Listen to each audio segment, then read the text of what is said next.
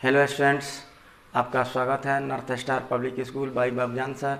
अगर आप मेरे चैनल पर नए हैं तो मेरे चैनल को सब्सक्राइब करें और बेल आइकन दबाना नहीं भूलें।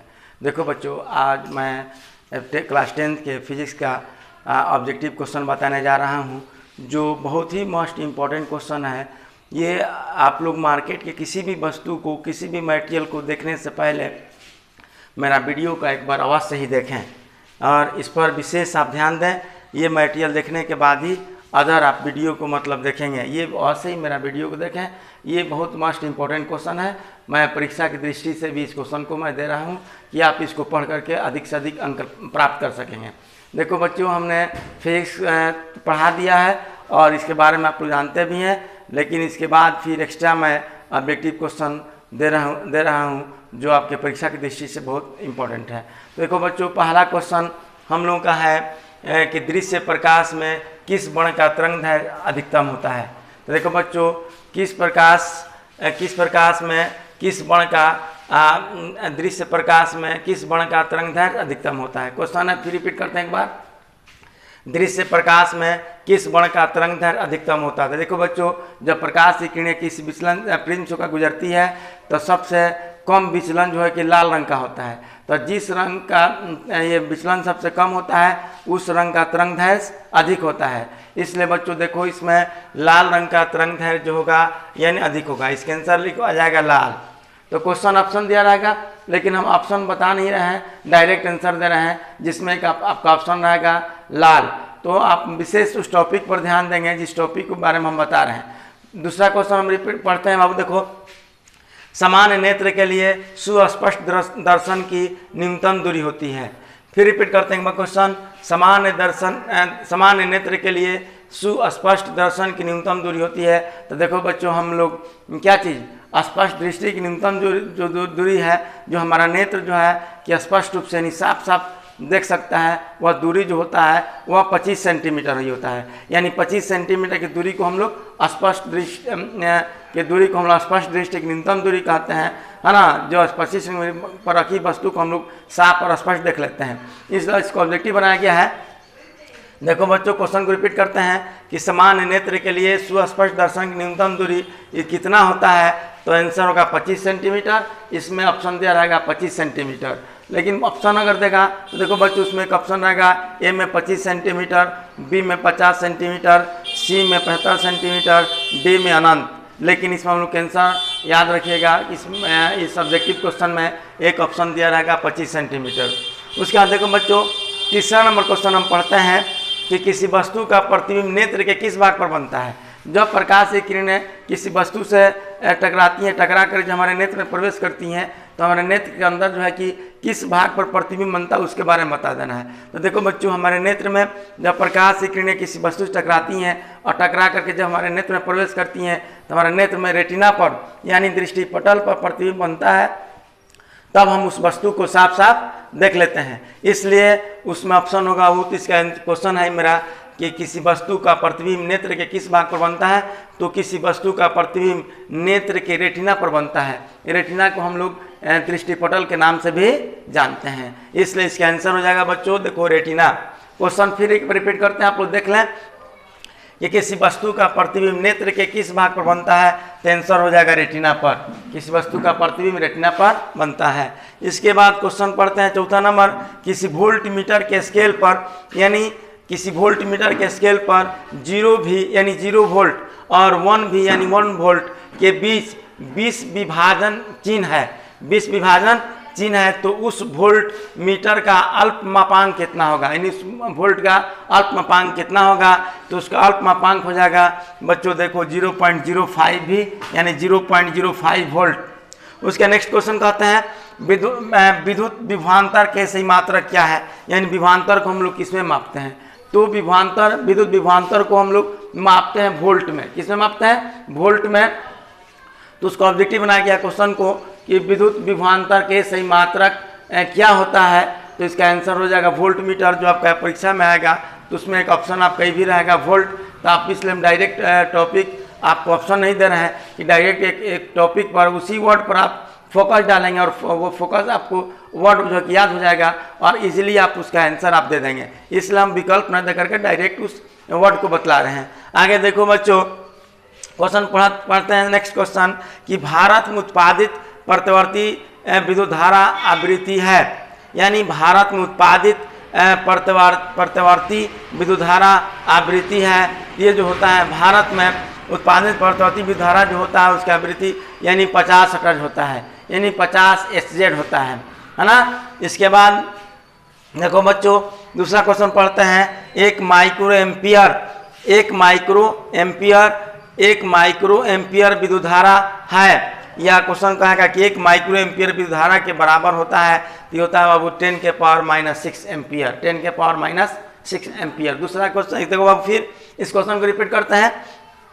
1 माइक्रो एम्पियर विद्युत धारा के बराबर होता है, तो 10 के पावर -6 एम्पियर या 10 के पावर -6 ये कह सकते हैं। नेक्स्ट क्वेश्चन देखो बच्चों, 1 HP 1 हॉर्स पावर यानी जिसको कहते हैं अश्व शक्ति, 1 HP यानी 1 अश्व शक्ति बराबर होता है, यानी 1 अश्व शक्ति या 1 HP किसके बराबर होता है, तो ये होता है 746 वाट। तो क्वेश्चन कहेगा देखो बच्चों 1 HP बराबर होता है, ऑप्शन दिया रहेगा उसमें 746 वाट, 246 वाट, 350 वाट, इनमें से कोई नहीं। तो ऑप्शन आप डायरेक्ट देखेंगे कि इसका आंसर हो जाएगा 746 वाट। इसलिए इस पर विशेष उस वर्ड पर आप ध्यान देंगे, ऑप्शन में आपका एक ही रहेगा ही। दूसरा क्वेश्चन देखो बच्चों, धारा मापने में किसका उपयोग होता है? धारा मापने में किसका उपयोग होता है, यानी धारा जो है कि किस यंत्र से मापते हैं।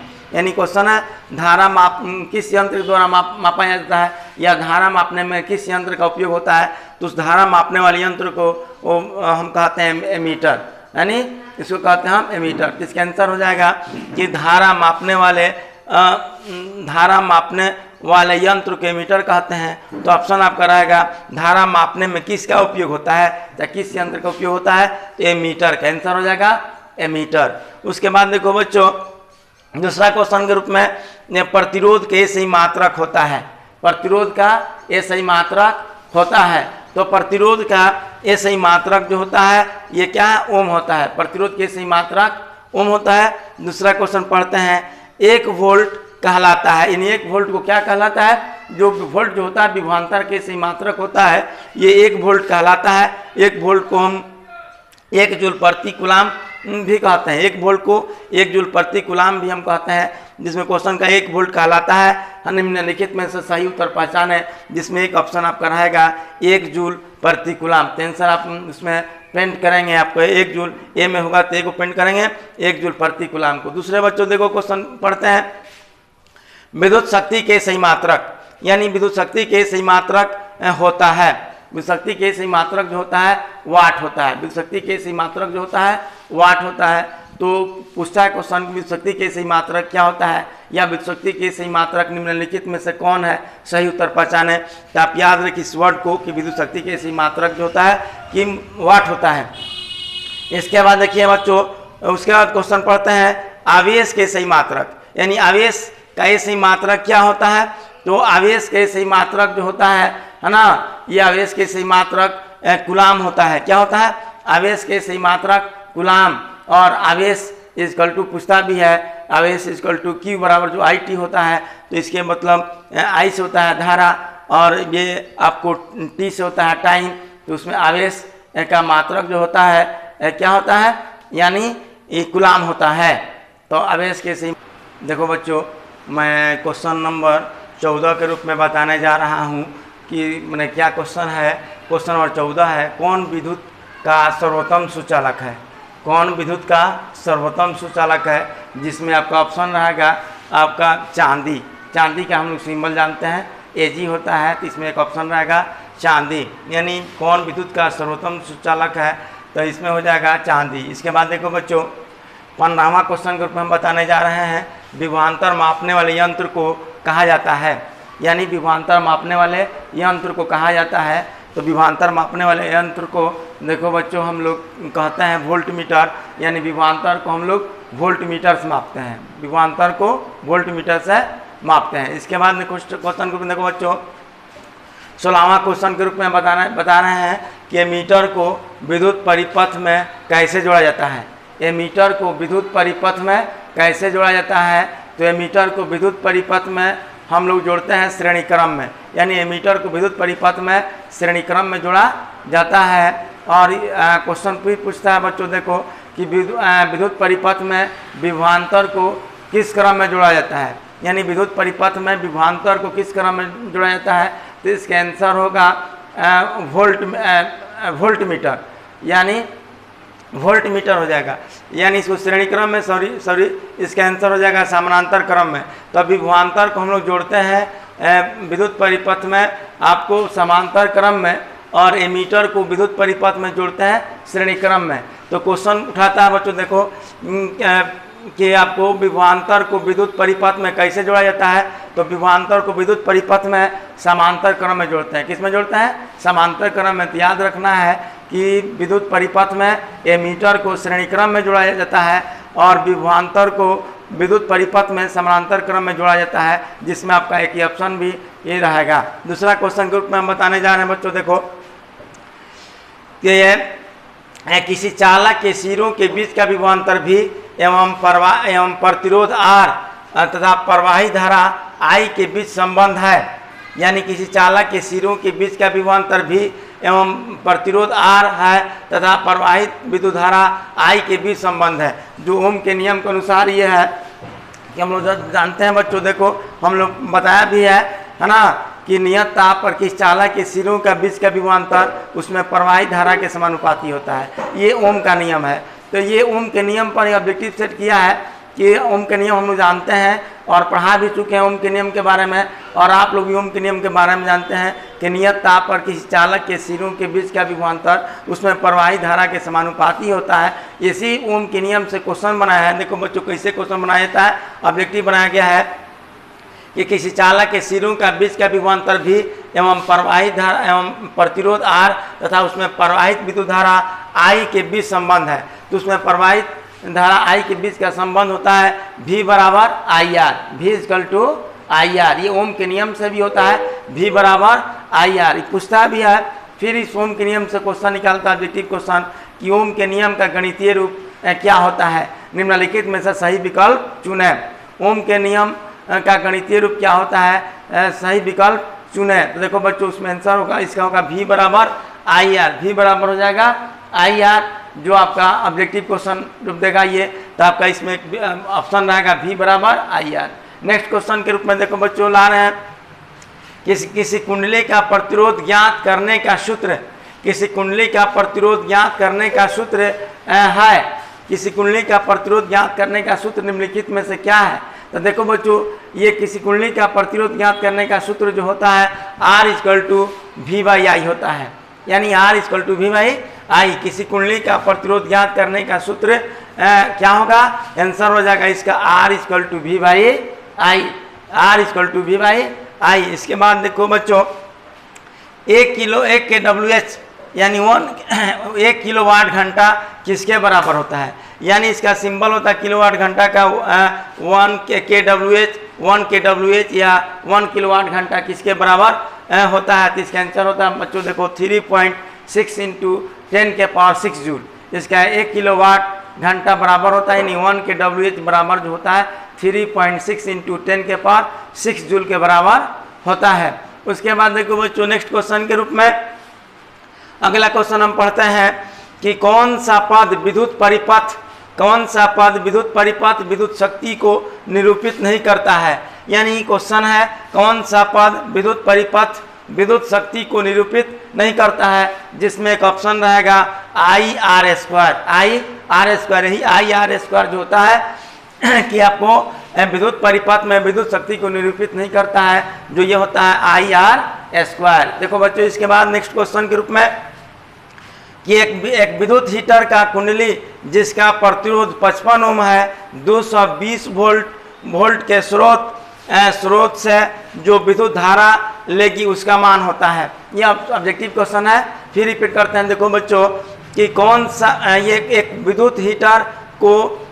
विद्युत हीटर का कुंडली जिसका प्रतिरोध 55 ओम है 220 V के स्रोत से जोड़ा जो विद्युत धारा लेगी उसका मान है। तो इसका आंसर हो जाएगा बच्चों 2 एम्पियर। इसका आंसर हो जाएगा 2 एम्पियर। इसके बाद देखो बच्चों दूसरे क्वेश्चन के रूप में कि किसी चालक के प्रतिरोधकता का मात्रक है। किसी चालक के प्रतिरोधकता का मात्रक है, यानी किसी चालक के प्रतिरोधकता का मात्रक होता है, देखो बच्चों ओम मीटर होता है। किसी चालक के प्रतिरोधकता का मात्रक ओम मीटर होता है। तो ऑप्शन आपका रहेगा कि किस चालक के प्रतिरोधकता का मात्रक निम्नलिखित में से कौन है, जिसमें ऑप्शन आपका ए में रहेगा, बी में रहेगा या सी या डी में रहेगा। इस वर्ड को आप लोग याद रखिएगा कि इसका किस चालक के प्रतिरोधकता का मात्रक जो होता है ओम मीटर होता है, ये होता है ओम मीटर। इसके बाद देखो बच्चों दूसरे क्वेश्चन के रूप में हम ला रहे हैं 23वां नंबर क्वेश्चन है, जो किसी वस्तु 1 मिनट में 120 कूलाम आवेश प्रवाहित हो रहा है तो विद्युत धारा का मान होगा। यानी किसी वस्तु से 1 मिनट में 120 सी यानी 120 कूलाम आवेश प्रवाहित हो रहा है तो विद्युत धारा का मान क्या होगा, यानी विद्युत धारा का मान 2 एम्पियर होगा। इसका आंसर हो जाएगा विद्युत धारा का मान जो होगा 2 एम्पियर होगा। देखो बच्चों नेक्स्ट क्वेश्चन के रूप में कि किसी बल्ब से 220 भी पर, यानी किसी बल्ब से 220 भी यानी वोल्ट, यानी विभवांतर के सही मात्रक हम पहले बता चुके हैं कि विभवांतर के सही मात्रक होता है वोल्ट। उस पर क्वेश्चन सेटिंग किया गया है कि किसी बल्ब से 220 भी पर 2 एम्पियर 2 एम्पियर धारा प्रवाहित होती है तो फिलामेंट का प्रतिरोध होगा। तो फिलामेंट का प्रतिरोध होगा, तो फिलामेंट का प्रतिरोध हो जाएगा बाबू 110 ओम। इसका आंसर हो जाएगा 110 ओम। उसके नेक्स्ट क्वेश्चन के रूप में 25वां क्वेश्चन के रूप में हम ला रहे हैं आप लोगों के सामने कि विद्युत बल्ब में फिलामेंट तार बना होता है, यानी विद्युत बल्ब में फिलामेंट तार बना होता है। इसका आंसर होगा बच्चों टंगस्टन का। इसका आंसर हो जाएगा टंगस्टन का। उसके बाद देखो बच्चों विद्युत बल्ब में जो गैस भरी जाती है और ऑप्शन रहता है आपको कि विद्युत बल्ब में कौन सी गैस भरी जाती है। तो विद्युत बल्ब में निष्क्रिय गैस भरी जाती है, जिसमें आपका रहेगा विद्युत बल्ब में कौन सी गैस भरी जाती है। ऑप्शन ए में रहेगा आपको निष्क्रिय गैस, बी में रहेगा आपको सक्रिय गैस, सी में रहेगा आपका ऑक्सीजन गैस, डी में रहेगा ऑप्शन में से कोई नहीं। तो देखो बच्चों याद रखना, यानी विद्युत बल्ब में गैस जो भरी जाती है वो निष्क्रिय गैस है। उस निष्क्रिय गैस को हम लोग अक्रिय गैस के नाम से भी जानते हैं। उस अक्रिय गैस को हम लोग नोबल गैस के नाम से भी जानते हैं, क्योंकि अक्रिय गैस जो होती है ये ओनली 6 है। अक्रिय गैस निष्क्रिय गैस जो होती है ये 6 गैस हैं, जिसको हम कहते हैं हीलियम, नियान, आर्गन, क्रिप्टन, जेनान और एडान। इन गैसों के बाहरी सेल में हीलियम में मात्र ओनली 2 होता है, बाकी अक्रिय गैसों के बाहरी सेल में इलेक्ट्रॉनों की संख्याएं जो होती हैं 8 होती हैं। इसलिए इसको इलेक्ट्रॉन त्यागने और ग्रहण करने की आवश्यकता नहीं होती है। इनका अष्टक जो होता है पूरा होता है, इसलिए ना किसी को इलेक्ट्रॉन ये दे सकता है और ना किसी इलेक्ट्रॉन ये ले सकता है। इनका अष्टक पूरा होता है। इसलिए विद्युत बल्ब में जब हम लोग इस गैस को निष्क्रिय गैस को भरते हैं तो यह मनाक्सीकृत नहीं होता है और बल्ब टूटता नहीं है, यानी भंगुर नहीं होता है, और जिस कारण मतलब हमें प्रकाश मिलता रहता है। अगर हम लोग निष्क्रिय गैस को विद्युत बल्ब में नहीं भरेंगे, सामान्य गैस भर देंगे तो क्या होगा, वो ऑक्सीकृत होगा। ऑक्सीकृत होकर के विद्युत बल्ब टूट जाएगा और हमको प्रकाश मिलना बंद हो जाएगा। इसलिए विद्युत बल्ब में हम लोग निष्क्रिय गैस को भरते हैं। तो देखो बच्चों आज का वीडियो मैंने इतना ही मतलब किया है। फिर नेक्स्ट वीडियो में हम ऑब्जेक्टिव लेके आएंगे। आप मार्केट से किसी भी वस्तु को, किसी भी मटेरियल को देखने से पहले मेरा वीडियो ये अवश्य देखें, मेरा क्वेश्चन अवश्य देखें। ये परीक्षा की दृष्टि से ये क्वेश्चन बहुत ही महत्वपूर्ण, यानी बहुत ही अधिक महत्वपूर्ण क्वेश्चन है। ये मार्केट के वस्तुओं से, मार्केट के मटेरियल से ये अलग थलग आपको मिलेगा। यानी मार्केट में ये सब सारे मटेरियल जो हम दे रहे हैं ये सबसे अलग थलग है और ये परीक्षा की दृष्टि से बहुत ही मस्ट इम्पॉर्टेंट है। अगर आप मेरे चैनल पर नए हैं तो मेरे चैनल को सब्सक्राइब करें, बेल आइकन को दबाना ना भूलें। वेलकम।